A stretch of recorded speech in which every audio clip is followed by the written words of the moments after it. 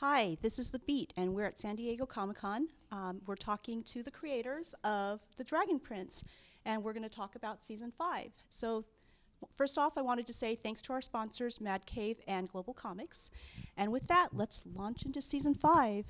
So when we last left off with Season 4, our heroes had just narrowly escaped the fire dragon. So what's up for for Callum, Rayla, and Ezrin? Oh, wow. A lot is up, obviously, as you can see.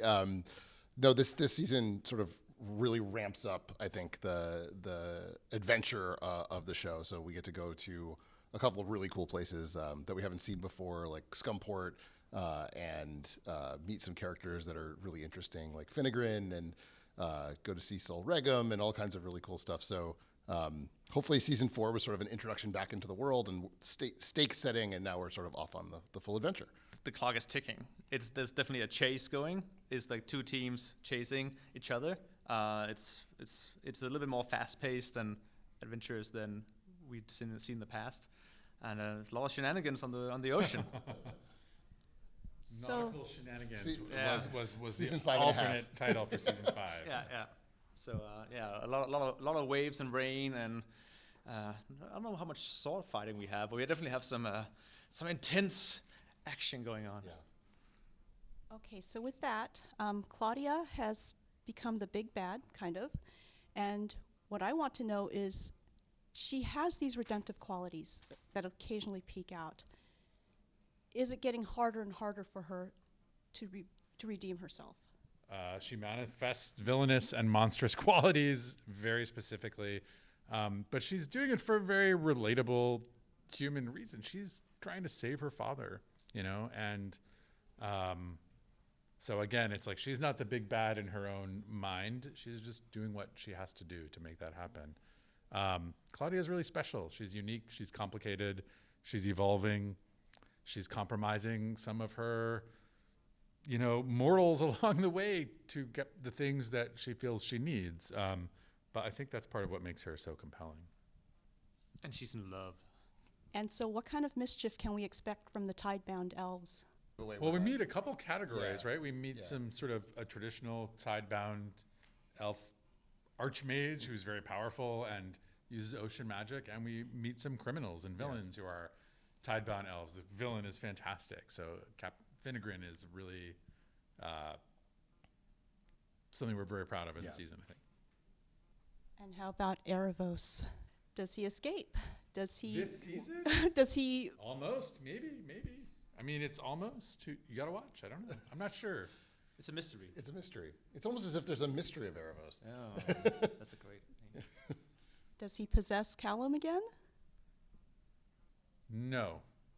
Does he? I don't think so. No. Did he have a stealth? Callum has other things going on, though. I mean, like, Erebos has already kind of like had a little bit of influence and kind of given him a light nudge, and now Callum is still recovering from that in some ways and still struggling with those initial moments of kind of dangerous contact with Erebos. So, and we do see that this season. What? That's the name of his first album. Sorry. Yeah. Dangerous Contact. Yeah. Erebos' first album.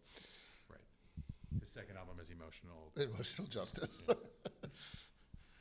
Okay, and given the challenges of the pandemic, I mean, how easy was it to readjust, or how difficult was it to readjust to seasons 4 and 5 in creation, the writing?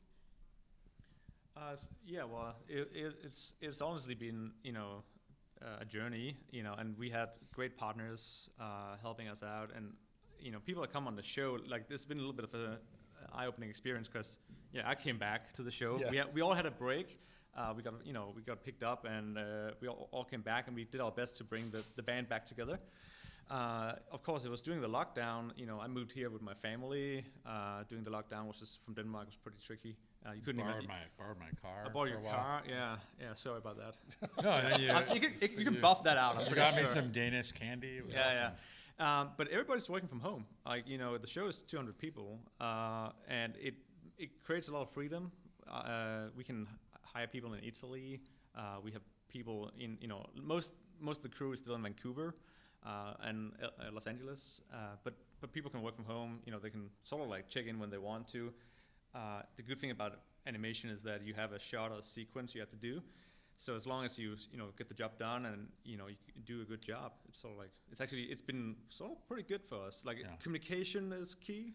I would say there are also creative challenges, and they hinge on communication because there are things that happen naturally when you co-occupy a space, which is like you can walk around and see what someone's working on, and you should be talking to so and so because they're working on this, and make sure things are aligned and coordinated. So sometimes you have coordination misses where someone who's working on one piece of the project doesn't know what's happening on another, and if leadership doesn't see that and make sure that communication is happening, you do have kind of errors that don't happen when you occupy space. So there are some advantages and then some challenges that we're learning to work with. Yeah, and season 1 to 3, we had 200 people at the same floor in a big dark room, and it was like you had the team spirit going, and the late nights were some of the my favorite.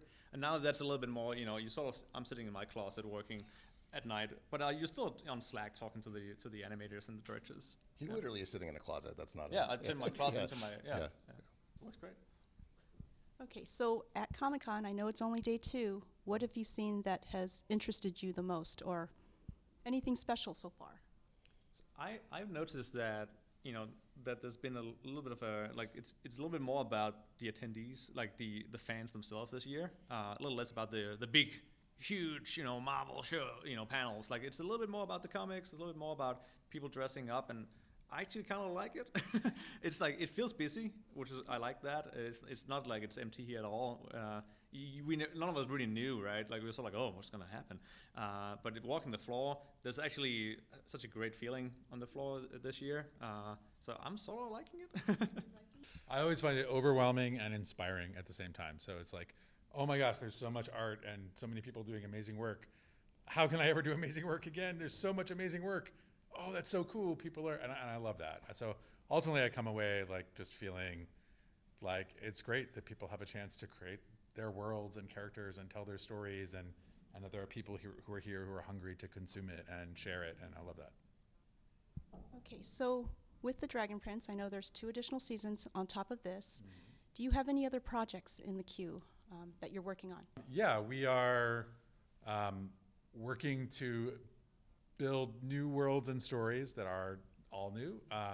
We also have parts of the Zadia universe that we're that have stories to tell that we're working on. So there's nothing official we can say, but yeah, we're working on some stuff after the Dragon Prince. And any last words about the Dragon Prince? Season 5 is awesome. I can't wait for everybody to see it. Thank you for watching. Yeah, thank you for watching. I'm super excited Thank for you so everybody much, to get a chance to see it. And nautical shenanigans. I don't know. I'm gonna go back to the thing. Yeah. We're very excited. Yeah, We're the story's growing up, and I don't know. It's getting to be. I mean, it was fun all along, but it's also more fun. I don't know what I'm talking about. I can't wait. See, I'm overwhelmed and inspired and just confused. I need a Tylenol. Someone please help me. Okay, and thank you. And this is Aaron, Villads, and Justin from the Dragon Prince. Thanks so much, guys, for checking out our latest video. And also, huge thank you to our sponsors of San Diego Comic-Con 2023, Mad Cave and Global Comics.